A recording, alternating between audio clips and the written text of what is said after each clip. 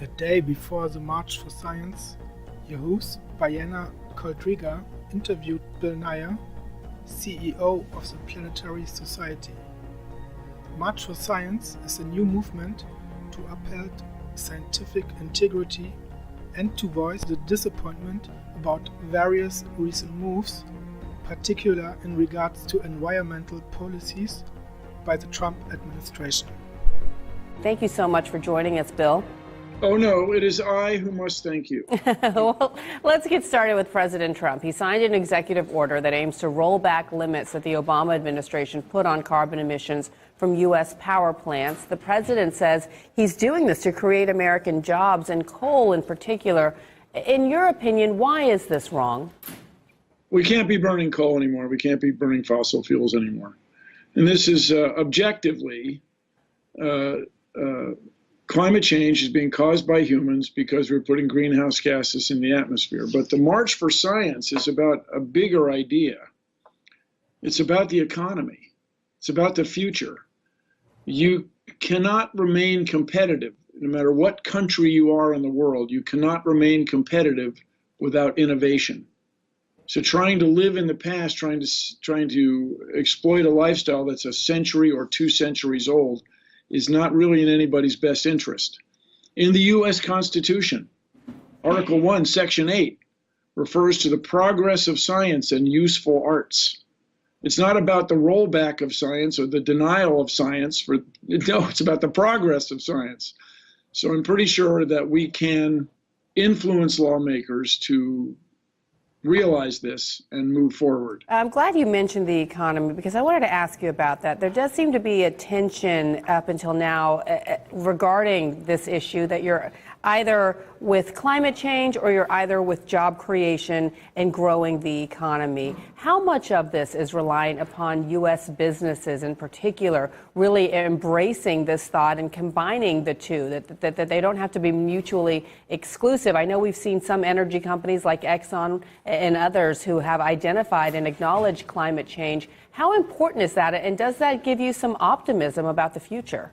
What's built into the U.S. government is change, and many of the democracies around the world are based on the U.S. Constitution. Built in is change, so we will be able to change back. So what's happened in the United States, the extraction industries, the fossil fuel industries, have managed to introduce the idea that scientific uncertainty is the equivalent of doubt about the whole phenomenon of climate change. Now, as far as jobs go, I strongly encourage everyone to check out, for example, the Solutions Project, thesolutionsproject.org. This is but one example. These are civil engineers. These are not hippies trying to live off the grid for some spiritual reason. These are civil and electrical engineers who've done an analysis of the U.S. electrical system, and we could run the entire country renewably right now if we decided to do it. This would be a national effort where we decide to get off of fossil fuels and run our electrical grid with sustainable renewable energy, wind, solar, some tidal, some geothermal energy. We would not close down existing nuclear plants, but we would not build new ones, not for any other reason than that people just don't want them, and it takes 15 or 20 years to license a nuclear plant. So we could do this, everybody. Furthermore, these jobs, at least 3 million jobs would be created in the United States right now if we decided to do it, and we would not have to have a military on the other side of the world protecting ancient fossil fuel resources that have to be extracted under very difficult conditions that cause all sorts of political problems on the other side of the world. Now, furthermore, also, in addition to continue, science is political. Science has always been political. What you don't want is for it to be partisan. You want science to be based on justifiable true beliefs, as we say in philosophy. You want to be based on discoveries about nature that are made through this process that we call science. So look, everybody, the future is going to be millennial voters. I'm not one. But the future is going to be controlled by millennials. Very, very few millennial-aged people are not concerned about climate change. If you are a lawmaker right now and you want to get reelected, you're going to have to embrace millennials.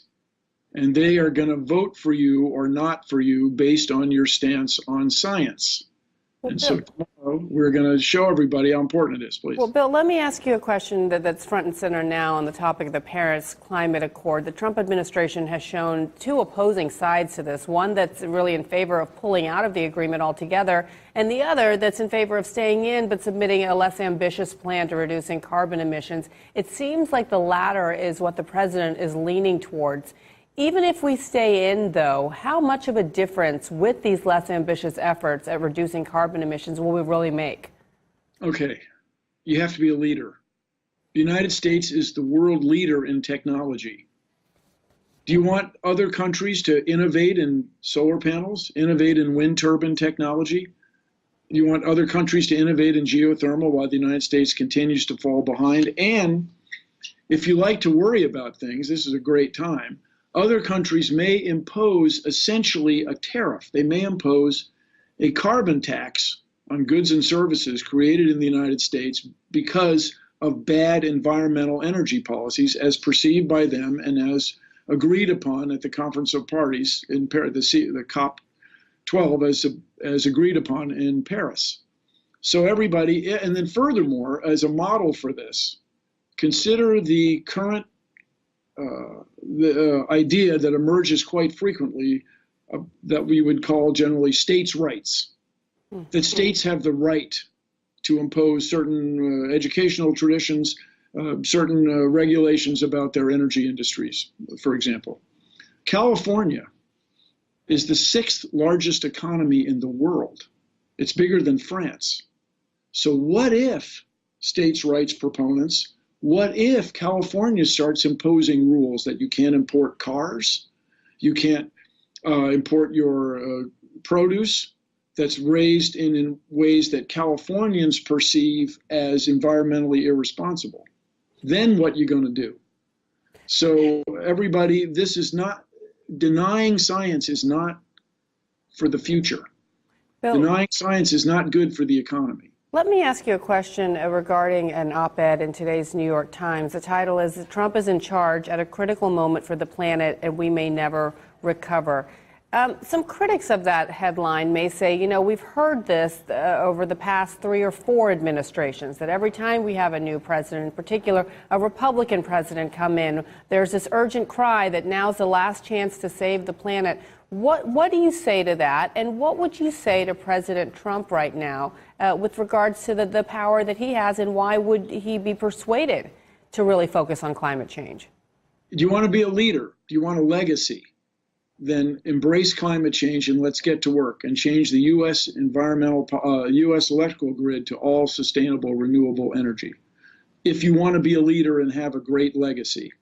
Now, by the way, speaking of conservative presidents, the Environmental Protection Agency was created by Richard Nixon, who by any measure was not a progressive liberal guy. He was a very conservative guy. But he created the Environmental Protection Agency because he saw the value of the environment. When you destroy fisheries, people in Alaska suffer. Citizens in Alaska suffer. When you destroy irrigation systems and groundwater reserves in the Midwest, farmers suffer. Everybody, this is objectively provable through science. So what we want to do is be world leaders in renewable technology, not get so strongly influenced by the fossil fuel extraction industry. They have managed to introduce this idea that somehow scientific uncertainty is like doubt about the whole thing, that 2% is somehow the same as 100%. So to the president, I would say be a world leader. And along this line, be sure to invest in NASA. NASA is the best brand the United States has. And so we want the United States to remain a world leader in space exploration. And final question, as we approach the president's first 100 days in office, how would you grade him when it comes to this specific issue of climate change and how the U.S. government is approaching it? Well, right now, we're at a turning point. So I'd say to the president, if I may, think for yourself. The people that are influencing you are from the old days. If you want to get reelected and you want to have an 8-year legacy instead of a less than 4-year legacy, embrace the future. Consider the electoral map as presented if only millennials voted, and take climate change into account.